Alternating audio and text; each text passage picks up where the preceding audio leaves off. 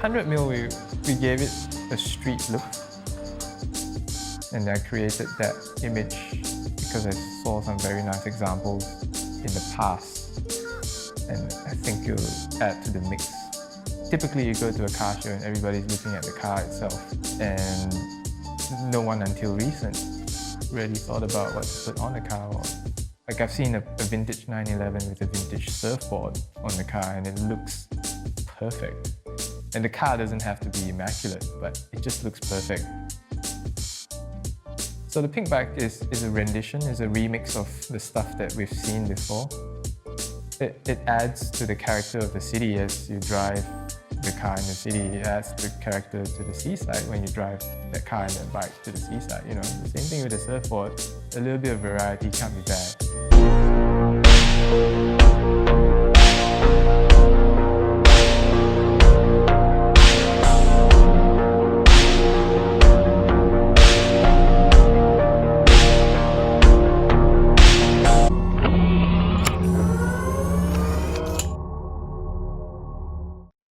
Okay, so my name is Chern Wong, and I founded RWB Australia with the blessing of Nakai-san and Toshi-san back in 2015. And Southern Cross, the pink car, the 930, is my personal car. And yeah, that's it. Okay, cool. And what time is it roughly right now there? It's 4 something in the morning, Sunday. Well, I appreciate you being willing to get up early for me, because if you asked me to do this at 4 o'clock, I probably would have sent you like a recording of me talking at 4 in the morning and just said, take this and do a monologue. You're welcome, Brent. I appreciate this opportunity to have a talk.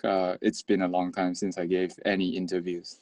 I think I haven't done that for at least 2 years. Wow. So yeah, things just got quite busy. So yeah, it's nice to be able to pause and breathe and talk to people, like-minded people, about things that we care about. So yeah. And maybe talk to me a little bit about your background with cars and that, and then maybe even tell me what car are you in right now? I'm in the pink car. So. Okay. That's what I thought, but the way you talked about it, I didn't know. I didn't realize how narrow they were, because your seat bolsters are literally touching, aren't they? Yeah, they are. They are quite wide and very hard to maneuver, but they fit very snug. And this is like the smallest seat in Australia, because I'm small and Australians are huge. So yeah, these are like the XS seats that you can get. See, and I'm a bit jealous, because I love bridge seats. Yeah, and they're made for like tiny guys. So yeah, you know, I always buy them and I cram into them, and I'll like get on a diet just so I can sit into my seat, because it's the seat I wanted. Yeah. And I just like make them work, and then it's a good way to maintain weight, because you look at them and you're like, all right, I've got to just stay small enough to fit in these seats. But anyway, no. I like that cage too. Did you build that with friends, or? No, I got a friend who he's Kiwi. He's from New Zealand. And he's been working on, local Australian rally cars and time attack cars. So, he built that for me in 2015. Wow. So yeah, it's a nice one. So the rear is a welt. So the whole thing is a CAMS 6-point cage, and the rear is welded in. But the whole front structure, which you can't see at the moment because it's all flat packed into the front trunk. Yeah. Wow. And the whole thing, the armature, the side intrusion panels, the crossbar on the roof, everything goes into the front trunk. So he designed it for me. Wow. Yeah. That's really crazy. That's cool. And it it's passes. Really, yeah. You pass safety every time with that, then, right? Yeah. It's not a problem. It's CAMS approved. So CAMS is the Australian Motorsport Corporation that that regulates and runs competitive events. So yeah. I have a friend that does global time attack, so I think he goes down there quite a bit. I know they have at least, I think, a race every year in Australia, or maybe a Yep. couple of races. So he does that. They've got they have a GTR that comes over from America. If you've ever seen it, it's black and red, and it's Life Motorsport, or it's black and orange. Life Motorsports. Yeah, yeah. I've seen them race before in World Time Attack. He's fast. He actually just won Pikes Peak in his cars that he makes. Really? Yeah, yeah. Yeah. But they are very fast on our track. that They're that GTR of theirs, I believe, has the world time attack speed record. They beat HKS, called them out and said, "No, you're not faster than us." And if you go on YouTube, there's a special where they went and raced HKS. They paid for the event, and they did a head-on time attack with HKS, and they beat HKS. My God. So What track is this? Do you remember? I don't remember what track they did it at. I feel like HKS hosted it in California to make it easy for them to. So it might be at like Willow Springs, maybe, but I don't remember. I don't remember, to be honest, what track. I'll after we get done, I'll send you a link, and I'll probably put a link in this video since I just talked about it to to that. But it's really interesting because they literally were just like one of the race garages here maybe 10, 12 years ago. They were like a race garage here, and their owner left that race garage to create his own shop, which became Life. And anyway, so now they manufacture, they do all this cool stuff, and it's like right down the road. But what is your background in cars? Did you grow up with having kind of fun cars, or at least like posters on your wall? What got you into it? Yeah. I grew up. I grew up when there were, the classic story of having 3 posters, 3 cars in your bedroom. Yeah. The difference is I have none of those posters, but back in those days, it's the McLaren F1, the F40, Ferrari, and then you have 959, the Porsche.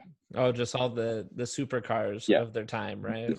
Yeah, the early 90s, and I didn't have any of those posters, but I collected a lot of car magazines. Yeah, I have every issue of Auto Car, Performance Car, Evo magazine, Porsche Excellence, the American publication, from the mid 90s. Do you still have them all? Yeah. Cool. So I had no space. I had no car. Don't really have money as well. And when we were, I grew up in Malaysia. Yep. Wasn't born Australian, but I grew up in Malaysia. I was born in Malaysia, and back in those days, the only car that you have access to is the cheap and cheerful Protons. They're based on the Mitsubishi 4G15 engines, 3-valve, 3-speed automatic. It's a mum's car. Yeah. But if you get a heavy friend sitting next to you when you're driving, you can go pretty fast because you just get so much grip if you have 100 kilograms next to you, and you can go pretty fast on the highway in Malaysia. And there was, the congestion is fine back in those days. You can go pretty nicely. And back in those days, you don't have any speed cameras too. Oh, yeah. Yeah. Do you remember those days? Well, to be honest, so in Portland, because I'm from Portland originally, Oregon. In Portland, we have speed cameras. They have speed cameras. You know where they all are, but you have speed cameras and stuff, but not on the freeway. They don't put them on the freeway. But in Utah, where I live right now, they don't have any. They actually, my understanding is they passed some kind of a law so that they wouldn't do speed cameras here because there's too many loopholes with them. So they were like, well, there's so many loopholes. Why would we spend the money to do that? So we don't actually have speed cameras. So you can come here and you can speed as much as you want as long as you don't get caught. Yeah, well, definitely not in Australia now. But going back to those cars, I had a gap, like a long gap, 5-6 years of not driving. Because I moved from Malaysia to Australia, and then the first car that I got here is a 7 Mini. Oh, Like it's 77 Mini. Yeah, it was a Nice. fun car. It's the Australian build. It's got the flat nose in front instead of the rounded Yeah. nose that we see on Mr. Bean. And it's got like a 990 engine, but Mhm. with very sticky Yokohama tires, and it still has drum brakes. So Yeah. yeah, and those cars, I drove it for a couple of years, and the thing I remembered about those cars is that you don't need to brake in a corner. That's why Yeah. you have drum brakes. You can Yeah. take a corner very quickly, and you can fill it up with 4 people, and you know, 20 miles feels fast in Oh such a yeah. small car. Well, you've got Yeah, 12-inch wheels too. exactly. I So they were a fun car. I had a Yeah. an 82 Mini City, which is the Mhm. 850. It's the 850 motor. Yep. And then I had mine was misvinned. The guy I bought it from, it claimed to be a 77, I think, or Yep. yeah. I think mine was a 77 on paper, but it was actually one of the 80s, I mean one of the 90s ones, then like a 94 to 98 or 90, Oh, it's got lightning. cuz mine was the fuel injected 1250, my second Oh one. wow. Yeah. And it Yeah. had airbags, it had like I'll put pictures in here, but the second one Yeah. I bought had disc brakes, and it Yep. was like night and day different from the first one I had. But Mm, did you ever, this is the problem I had with those classic minis, and tell me if this is something mhm. that you had. It felt like every single day I'd almost get hit by a car because nobody saw me. Yep. Like Yep. people merge into your lane, they don't see you in big SUVs and trucks and stuff. And so Yeah. after a while I just got nervous to drive it, because I ride motorcycles, and I got closer to more accidents in the Mini than I did on the motorcycle. People saw me more on a motorcycle than they saw me in the Mini. No way. Oh, No way. What color oh, was your Mini? what? What color was your Mini? So my first one was like a brick red, like a dark red kind of with white stripes. And Yep. then my second one was like a copper orange, and it was Mm. and it had the I can't remember the VMAX body kit. So it was like a wide body. It looked like a little raw welt Mini kind of. And Yeah. I Yeah. kind of regret selling that car. There you go. Yeah. That's my experience with minis. I'm glad that I found someone else that likes minis. Yeah. I would be more than happy to get back into them in the near future. Yeah. Yeah. These cars are still reasonably affordable, and they are not hard to maintain. You can do all the work yourself. Yeah. Yeah. Do you work on your own cars, or do you just get some help? Unfortunately, no. Yeah, Yeah. I've got to. I mean, I ask a lot of questions, right? Like, I've been having trouble with my 911 has been just cutting power. I'll be driving and it'll cut. Sometimes it'll cut and it'll catch back up and get gas again and go. But it's almost Mm. like it could have been a grounding issue. It could have been spark plugs. I mean, there's a lot of stuff it could have been, because when you start Yeah. losing power, you have to like go through everything, right? You can't just say, Yeah. "Oh, we're losing power. It's because this is broken." You have to troubleshoot all kinds of stuff, and um, Yeah. so I've been going Yeah. through everything, and Mm. then Bong told me just to run. He's like, just clean your ICV and run injector cleaner and see what Mm. that does. And so I've spent like, I don't know, $500 on O2 sensor and plugs and wires and all kinds of stuff, and then I spent $10 on injector cleaner, and I think that fixed it. So anyway, Yeah. to answer your a long answer for a short question, I do, but it just takes me longer, probably because I'm not like a pro mechanic. I just do my own stuff though. Yeah. Yeah. No, I've got 2 kids now. Between when I first started, Pinky, my car, Yeah. and now. So back in the day, I have time to work on my own cars, but right now I don't. So I just give my car to a mechanic. I give all my cars to a mechanic. Yeah. Well, and But yeah. So I've got to find yeah. one I trust still too. I think that's the other part, right? You have to have a mechanic that Yeah. they know it well enough. They're not going to spend 5 hours diagnosing, and then they're going to mark you up on all your parts. And I don't know. Maybe it's a trust issue for me. I need to trust somebody, and then I would do it. And it takes time to suss out a good mechanic, I have to say. I've been around different mechanics, and at the end of the day, I went back to just a Porsche service center, because they provide, you know, after sales service and emergency car recovery and so on after the service, which is something, you know, I appreciate. Yeah. And I guess, yeah, most classic people will appreciate that as well, just in case. So, Yeah. so after your Mini, what happened to the Mini? You just sold it one day and said, I want something else, or what happened after the Mini? No, I sold it and I went to Japan. Okay. And I was working in Japan for a couple of, well, almost 2 years. And then the great earthquake happened with the tsunami and everything, the whole nuclear fallout thing. Yeah, the northern. Yeah. So I left Japan and I came back to Australia. And since then, yeah, I didn't have a lot of money. So it took a while before I got the base car, which is this car that I'm sitting in. Yeah, but since then I've got another Porsche which I completely restored and sold. And I've also have a affinity for wagons, so you know, yeah. So I got one of those Liberty wagons, which is it's called a different name in Australia. It's called a Subaru Liberty. But it's Yeah. probably like a Subaru Outback or something, maybe. Yeah, it's the street version of the Outback, so it's not the jacked up version. Just like I don't know if we have it. Just like a Legacy. We call them Legacies. Yeah, it's Legacy. Yeah, it's a Legacy. Yeah, cool. Yeah, so I went through that. I went through an Aussie Holden Commodore. Okay. Which was quite nice and powerful, and it was my tow truck for Pinky. Oh, is it a Ute, your version, or was it just the sedan?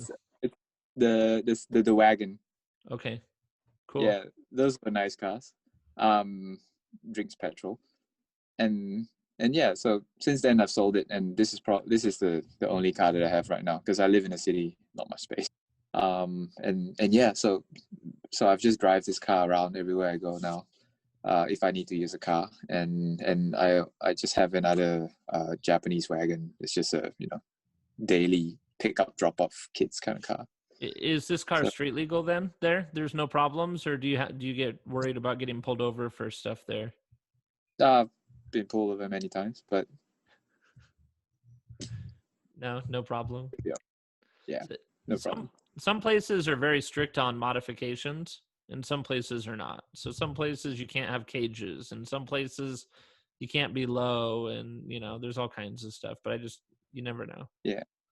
So I mean, this car, you can't be lower than 4 inches in Australia. So that's 100 mil. So we have 100 mil law here. But at one point, this car was 40, an inch and a half off the ground. Wow. That was yeah, that was challenging. Got a few pullovers. And right now it's a little bit higher, because we rebuilt the whole car into a smooth fender now. Oh yeah, I think you showed me that. Yeah. So yeah, it looks a bit different right now. And it got repainted too, right? Yeah. And that's why we get to see the inside, but not the outside yet. Got it. Yeah. Yeah. But we'll find a better time to review how the version 2 looks like. Hopefully the whole COVID situation passes and everyone is happy again. And we'll just show it then. Yeah. So what year is your car? 86. So 86. That's the same as mine. And did it start as a turbo or a Carrera? Carrera. Same as mine. Good. So now I know who I can ask all my questions to when I'm. That's why I was going to ask you your wheels, your setup, your what suspension you're running, what kind of upgrades, tie rods, things like that. It can get pretty technical talking about Porsches. Yeah. And the funny thing is, if you ask any Porsche aficionado, a Porsche person, right? They get stuck in the details. They like to talk about numbers. They like to talk about paint color samples, whatnot, year, version, series, which country it was delivered, Yeah. and you know what options. They even remember codes about options that come in through the factory, right? It's a factory option. Okay, what code is that? M whatever number. You don't really get that kind of chat with, you know, I don't know, a JDM or even American cars kind of person. Like, the people are a bit different in that way, and they just go stuck in the detail. Like if you have a podcast about Porsches, right, and it's just numbers and figures and the names of the engineers that used to work on the car and develop the car, and the people will even remember what year they won what race in Le Mans. And yeah, they can just get very, very technical. And unfortunately, I'm one of those guys. So I'll try not to be so technical. But if there's ever any situation you get caught up in your car, yeah, just give us a ring in Australia, because we've built a couple of G series, G body cars before. Yeah. So yeah, more than happy to help you out. Well, I really appreciate that. Yeah, sorry. Oh, I was just going to ask what you had on your car. I have Nakai-san's The suspension. Aragostas? Yeah, the Aragostas. So they're Aragosta shell, but the springs and the fluids and the gas inside and the valving is all in Nakai-san's head. So he'll never reveal it to anyone. It's a secret. So and that's what he used in Stella, the original 930. Stella. Yeah. Yeah. And to do that, the KW conversion, I think you have to send your front struts to KW, if I'm not mistaken, because they'll have to cut the knuckles out and re-barrel them. I think on these it replaces all of that, and that's why they're so expensive. They come with new ones. They come with new ones. Yeah. Okay, that's good. That's good. Yeah, yeah.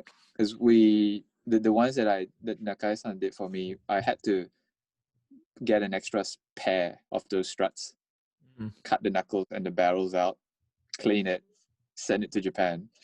And there's a little shop in Yokohama, an engineering shop that does it, that does all the conversion. And that's only available to G series, because if you go to a 964 and a 993, you can get anything. Yeah, so it's off the shelf. You don't have to worry about it. And KW does that for a very good price as well for those models. Yeah, I actually really wanted the Aragostas just so I could buy everything through Nakai-san and have it just be what he's used to, how he's built it. But I didn't know that they made a G-body set when I was doing my thing with KW. And so it wasn't until I interviewed, I think it was when I interviewed Richard that he told me, Richard Von Lee has the Aragostas, and so he's who told me about them, I think. So I didn't even know. So how did you find your car, and how did you pick your car, and where's this car from that you're in? This car, Australia is a right-hand drive car. So this car is a lefty from Japan. Cool. It was imported from Japan. And I found it in 2012 before the price boom. So I saw it. I liked it. I preferred the car to a Toyota. So and it was the same price back in those days. And these cars were so unloved back in the day. People will want to sell you for cheap just because it's too expensive to maintain them. Yeah. I was thinking about that this morning, how 911s got cheap to buy, but they've never been cheap to maintain, right? That's the difference. Yeah. It costs just as much to maintain and replace when they break. But generally they're good cars. They don't break down that often if you maintain them well and you know what you're doing. But yeah, so since I found the car, I drove it for 3-4 years, and I was traveling through Japan. I wasn't expecting to do this, and I had a dream, waking up, and in that dream I was calling Nakai-san, and up until that point, I was just, I saw the 3 videos by Luke Huxham and Aaron Mai, Uh-huh. and those were the only videos back in the day that's available. So I watched those, and I remembered dreaming about talking to Nakai-san. So when I woke up, I just straight away Googled the phone number of the shop and called him. And it just so happened it was the new year, and he was on his break, but he picked up the phone anyway. And I said, and this is 2014, 2015. He couldn't speak much of English. Yeah. And it was like, yeah, okay, yeah, come to station. Okay, yeah, so and so 2 days later, I rocked up in a convenience store next to the train station. And it was one of these train lines that cannot be accessed through a major line. It's one of those country town lines. I was there and was waiting, and I saw this Adriana, the 993, coming from afar to pick me up. And the rest was history. He took me out for lunch. I spent probably a good 1 or 2 hours in his shop, just sitting there. There wasn't even a lot of conversation. He was still in his Japanese mode, and I think he caught a cold back then. Mm-hmm. But I'm very appreciative that he came to pick me up, and we went out for a good lunch. So yeah, when I left the shop, I just said, what do I have to do if I want to have one or start something in Australia? And he said, just build a car. So 2 months later, I just put in the order, and the rest was history. And it was just go since then. Yeah, we built the car in less than 9 months. Wow. Yeah. I've felt very fortunate because it's a long wait, especially with COVID and everything right now. And I'm really grateful that everybody's been willing to do these interviews and stuff, because it helps me get through the time. Like, I'm still working on my car in the meantime, and sure, that takes time, and that helps with it. But doing this helps me a lot too, right? Because I'm not as I'm like more worried about getting these videos up and getting my car fixed than I am counting the days till my car gets built. Yeah, no, and I really like what you're doing. It's nothing, it hasn't been done before, really talking to the owners. And I hope someday you will be able to interview Nakai-san when you guys meet. You can probably set up a nice interview with one another, and you can ask some really nice questions as well. So I appreciate what you're doing, and it's a beautiful thing.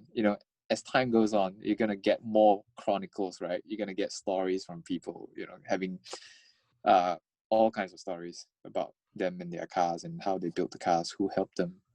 And Nakai-san will have a lot of stories as well if you give him a nudge, and he'll tell you things. Yeah. I think once the world gets back to normal, we'll think of this first season of this as like a pilot almost. And then once I've got a little more time and money and Corona has cleared up, I'd love to just fly in. We do the same interview in your garage with your car there and really film it. I think it'd be really fun. I mean, this is good because this is what we can do right now, right? Given the situation, given what we have, we're making the most of what we have. And I think it's been good for the group too. It seems like everybody's been really happy to have this as a thing to watch, once a week or whatever. So it's good. But kind of speaking of that production, you sent me a link to kind of the build and the story in your project. Tell me a little bit about that film project that you did while you were creating your car, because I think that's very much, there's so many parallels in what you did to what I'm doing, and it's different, but it's the same in a lot of ways. Yeah. I think for the film, it was, I kind of felt that, after his first videos came out on the internet, a lot of videos thereafter were focusing on the cars that he built overseas. And I felt that there was a space to bring him narrating. So I felt that there was a space for Nakai-san to come back in the narrative of Yes. things.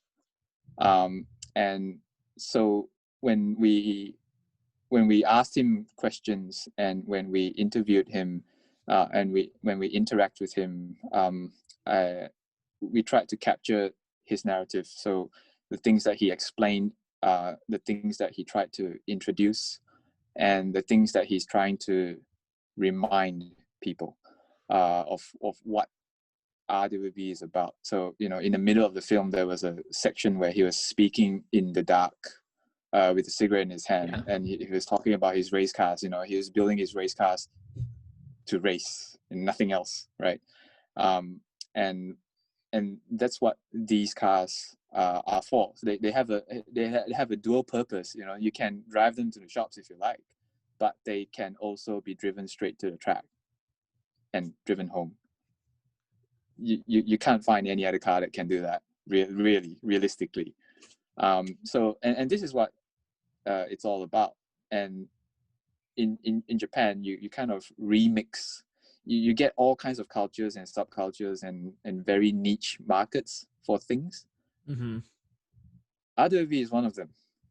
It's one of those things where you really have to dig deep back in the day, 10 years ago, to see what it's all about. And I think Toshi-san has covered this, you know, in your interview with Toshi, that when they met in the drift track, so and that drift track, the YZ circuit, it no longer exists. It's not there anymore. It's been demolished and built into something else.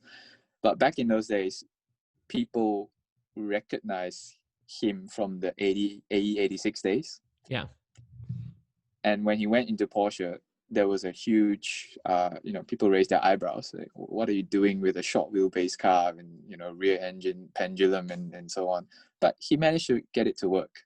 I'll send you some photos of his, you know, his early Stella days before the white body. Yeah. The one that Toshi's talking about. It's the silver car with Watanabe wheels, right? Mm-hmm. And you can see him doing a bit of steel work. So he was tapping the steel work out to fit wider and wider wheels. Yeah. Until you can't do it anymore. So yeah. then you had to cut the steel fenders and put new Over FRP, fender. over fenders. And then his friend came along and said, "I like one of those, please." The first RWB was actually built for a friend. The first over fender RWB was built for a friend, not for himself. Wow. Yeah. And then it snowballed because he was a leader of the A86. So all the A86 guys jumped onto Porsches, or some of them did. And then he just built it, right? The defenders that he's providing these days are cut on the arc line. Back in those days, you have to cut on the top ridge of the fender. So the top of your headlamp has a straight cut line that he'll open it up, and he'll layer the FRP guard over and get the door sill to sit right and so on. And the rear, it's actually cut at the C pillar. So the whole rear quarter is an FRP. And this is before the bolt-on. The early cars were all smooth fenders. So he'd layer it in, weld it, and then patch it? Yeah, just smooth over with, you know, I think the 3M panel bond products, and, you know, and there are old magazines with him just using tape, taping all these pieces over, waiting for the glue to dry. Wow, that's crazy. Yeah. And the brilliance of that is that, you know, after he smooths over, you don't see the joint lines. Yeah, so it just looks natural. Yeah, that's right. And over time, he developed the riveted fenders. So before Stella became the Stella that we know, the dark, the very deep purple colored car, it had many colors. So it was silver, it was olive green, it was pink, and another color. and then it became deep matte purple with a bit of I can't remember the color. There was an overcoat on it. So when you take photos of the car, it looks like matte black. It looks like a Californian street rod, rat rod type of effect. Yeah. But if you see in a real car, it's actually purple. See, and I didn't know that. I thought it was black. Yeah, I thought it was black too. So, and then I saw the car. It was like, oh, hang on a minute. It's not black. It's purple. Oh man.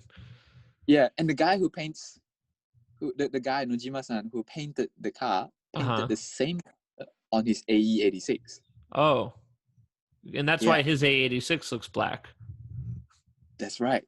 Huh. And the same color also went to the Sylvia, if I'm not mistaken. Yeah, it's the Sylvia S15 or S4. The S15 that Toshi has, right? Yeah.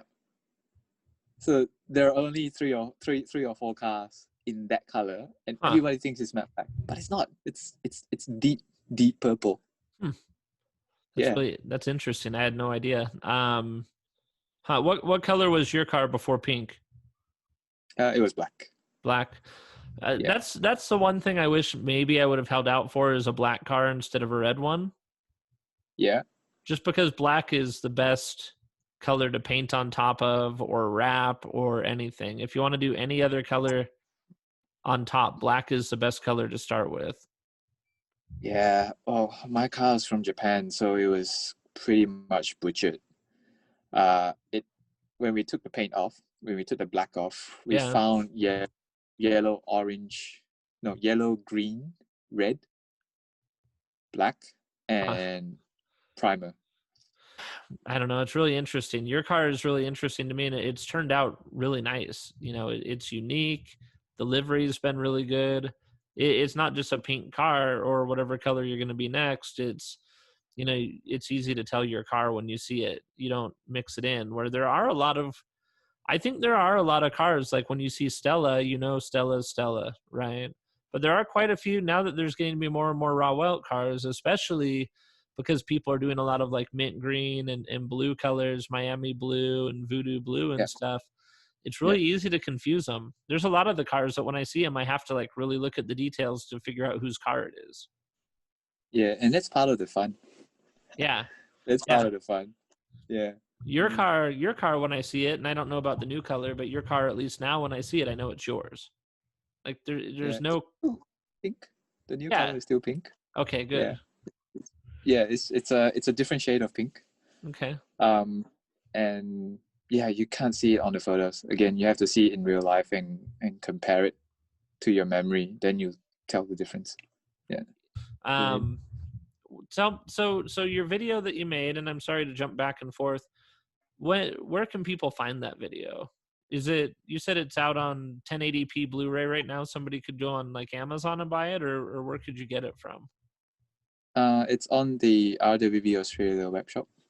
Okay. So it's shop.rwb-australia.com. I'll put a link to it. Thank you. We made it a point to not have it online ever. Cool. When we launched the film, we hired out Melbourne's IMAX theater, and we projected the whole thing in 4K. Wow. On an IMAX screen. Yeah. So that, you know, and at that time I flew in all 3 New Zealand cars to be with the 3 Australian cars. So we lined up all 6 cars and outside the cinema.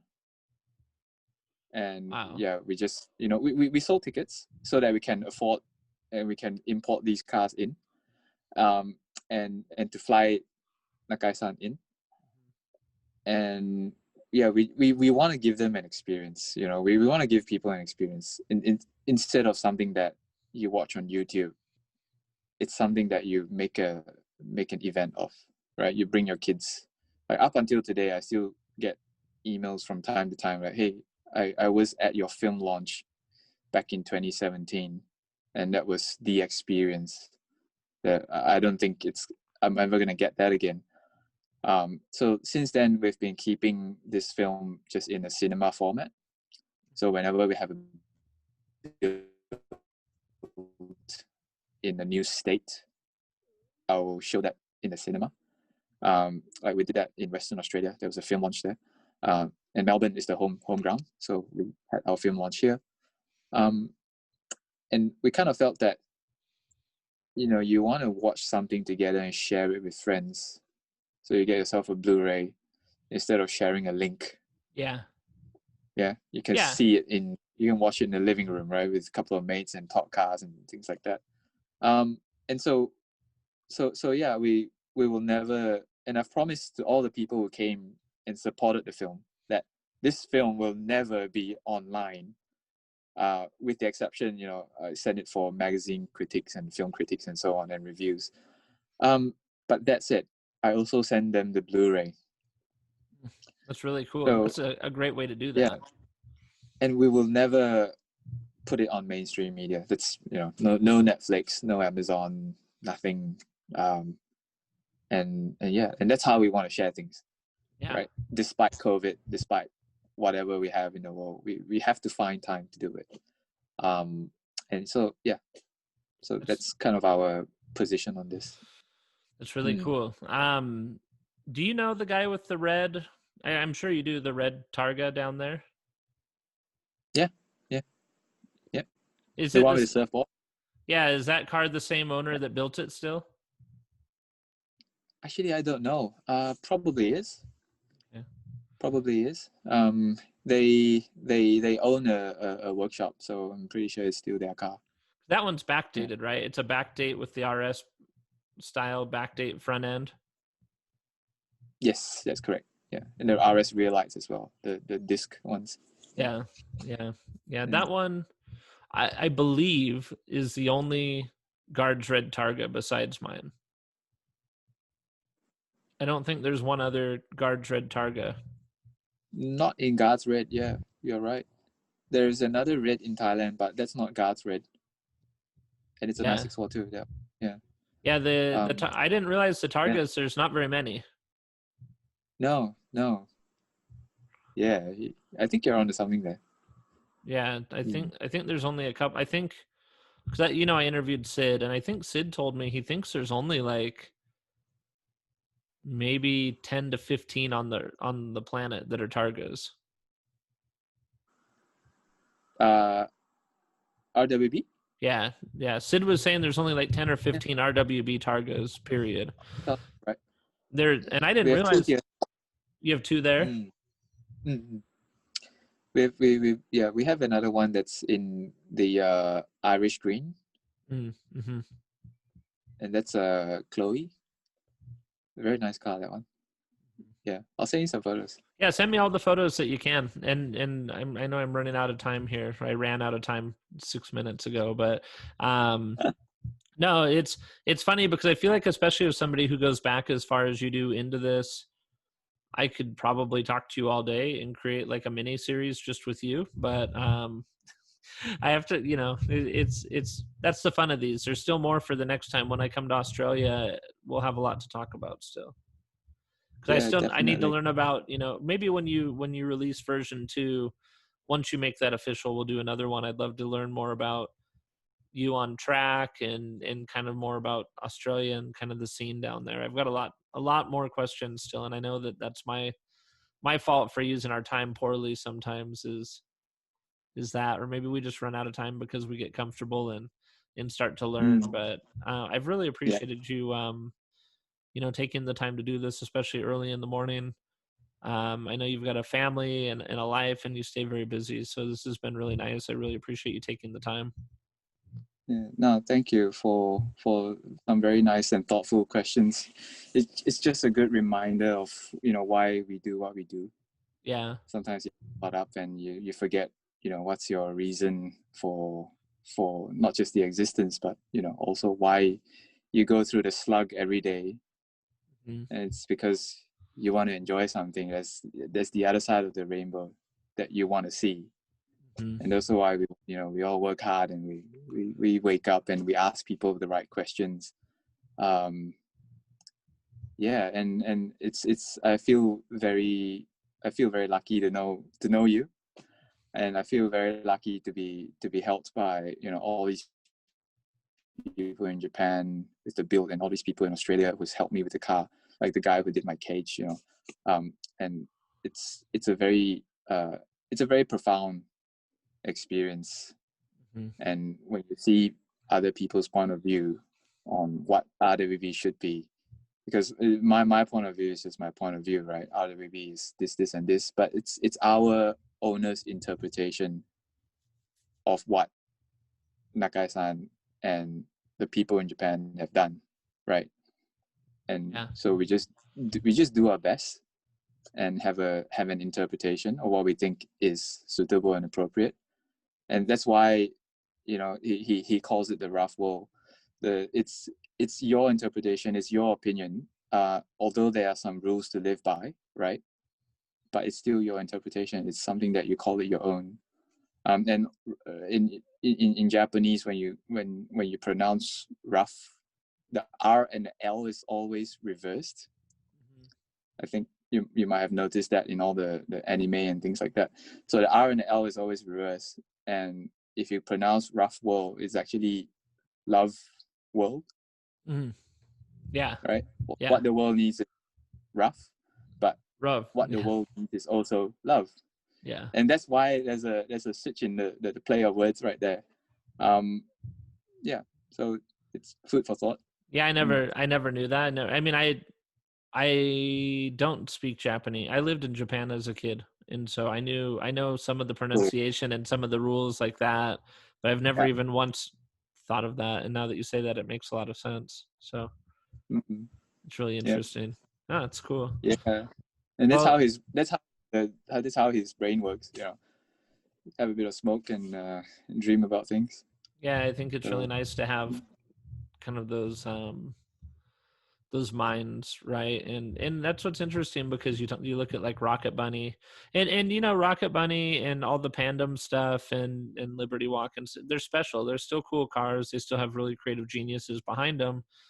But at the end of the day, they're just companies. They're just cars. It's like, hey, have you seen that one green Liberty Walk Aventador? You're like, oh yeah, the green one. Yeah, it's pretty cool, right? Yeah.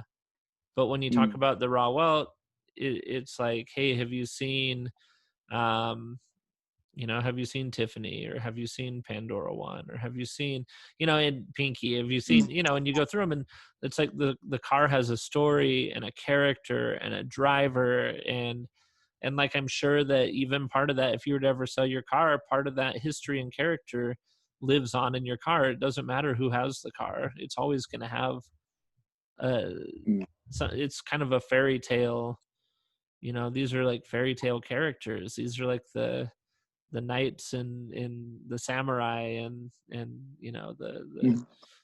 these just lead protagonists. And I'm sure that there are cars that are antagonists too, right? There's cars that maybe have kind of that oni demon background and just something else about them. But I feel like these cars are more alive than any car, right? And I think that that's kind of what their creative master Nakai-san has done, is created just living vehicles that bring people together, more so than just it's not like a possession. It's too bad that it's not like a Toyota or a Mitsubishi or something, because Porsche is, it's interesting because Porsche is a brand, not just rauh welt. It plays with both ends. You've got the enthusiasts that'll spend every penny to keep their car on the road because they love cars, they love motorsport, they love Porsche. But then you also have the people who buy them, and it's the same in Porsche as rauh welt. You have the people who buy them for the flashy side of what it is, or they buy it to say they have a Porsche, they buy it to say they have a RWB. But then you have the other side. It's like, well, I bought a Porsche because all Porsche does is care about racing. They almost went out of business how many times because they spend all their money on racing and winning, right? And like you have like both ends of the spectrum. So I totally see what you're saying, and I think that that's really, it's unique to think about it that way. It's more of like a character than it is a thing or a car, right? Yeah, I think as long as when a Porsche enthusiast looks at an RWB, there's no middle ground for him. It's never a maybe. Yeah. It's whether yeah, I like that, or nah, it's too much for me, or even I hate it because it's cutting up a classic car. I don't really mind any of those, and I don't think Nakai-san minds either. As long as you have a response, having a strong response is probably a good thing. Than if you had no response. Yeah. Yeah, and if you have an opinion about it and you voice your opinion about it, that's pretty much what the spirit is. You know, it's free spirit, right? Yeah. And you have that opinion, you got to voice it, whether you like it or you hate it. You voice it out, and we owners, we respect that. We don't try and defend it. Say, oh yeah, we did what we did. No, we all like cars, and this is why we do what we do, right? Yeah. So yeah, we just accept it as it Yeah. is. You know, you don't have to defend, and you don't have to protect, or you don't even have to offend. You just do what you like. Yeah, and I think that's a really, that's why I think of it more like art, right? Is it's polarizing and it's subjective. And so for some people, they love a yellow 911. I don't. I don't care that they love them. That's, that's their thing, right? They're entitled to that opinion. And with colors, I like a lot of colors that people don't like. And I've had mint green cars. I've had electric blues. I've had, I've had a Aston Martin DB9 colored car, like that green, almond green is what they call it. But I've had colors that I like because I think we all see things differently. We see color differently. We see shape differently. Some people like big dogs, some people like little dogs. And it's just that we have a difference of opinion. But I agree with you. The fact that he can be polarizing is what makes the car special. It's a love-hate, you're going to love it or hate it. And there's not a middle ground. Right. And they're not just like boring speed form gray cars or something. Like they all have something to them. Yeah, and we're not and it's not really diplomacy we're after. Like, you're an artist, right? Yeah. And the best art divides the audience. Yeah. Period. The best art period. There's no if or doubts about it. It just is. Yeah, you want to incite feeling, right? Emotion and feeling, and whether it's love or hate, you want one of them to show up. Right. That's right. Well, thank you again for getting on with me. I know I took you 15 minutes longer. You even asked me how long I'd make this, and I said an hour, and I took it for an hour and 15. But I do really appreciate it. It's been one of my favorite parts of this is just like getting ready for these interviews, because I get to meet and talk to each one of you as we're preparing, and we get to know each other. And if I wasn't doing these interviews, I never, eventually I'd meet you, but it'd be like, oh, Chern? Oh yeah, Chern. He's a guy in Australia. Yeah. Oh yeah. I can't put a face with the name, but I know who it is. I see him in the group and stuff, and you're like, yeah, Chern. And then it's like, do you know Brent? Yeah, he's like waiting, I guess. Because like even more so for me, like no one would know who I was probably if I wasn't doing these until my car got built. And now there's a lot of people in our group, in the family, that knows you. Yeah. Because you've been giving out, some really great conversations about cars and their owners. So for me, it's a blessing. I appreciate what you do. Yeah, no, it's a blessing to meet you. Oh, thank you. Well, have a great day.